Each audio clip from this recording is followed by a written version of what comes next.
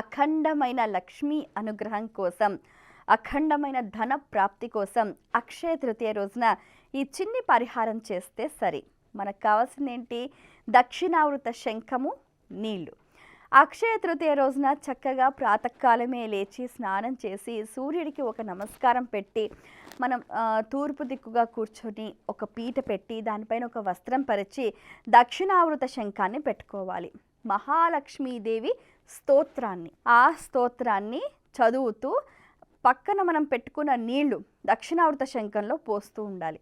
అలా మనం 11 సార్లు చేయాలన్నమాట. ఆ తర్వాత ఆ నీటిని మన ఇంట్లో ఉన్న అన్ని గదుల్లో కూడా సంప్రోక్షణ చేయాలి. వ్యాపారస్తులైతే వాళ్ళ దుకాణం ముందర సంప్రోక్షణ చేస్తే వ్యాపారం బాగా రాణిస్తుంది. శంఖం అంటే ఏంటి? నారాయణ స్వరూపం అని. అయితే జలం జగతికి జీవనాధారం, జలం నారాయణ స్వరూపం.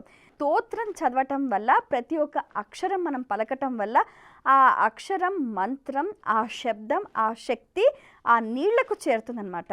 మనం ఎప్పుడైతే ఒక 11 సార్లు మనం ఆ స్తోత్రాన్ని చదవటం వల్ల ఆ జలానికి శక్తి ఏర్పడుతుంది. ఆ శక్తివంతమైన జలాన్ని మనం ఇంట్లో అన్ని ప్రదేశాలలో సంప్రోక్షణ చేయటం వల్ల మన ఇంట్లో ఉన్న నెగిటివిటీ అంతా వెళ్ళిపోయి చక్కటి లక్ష్మీ అనుగ్రహం మనకు కలుగుతుంది.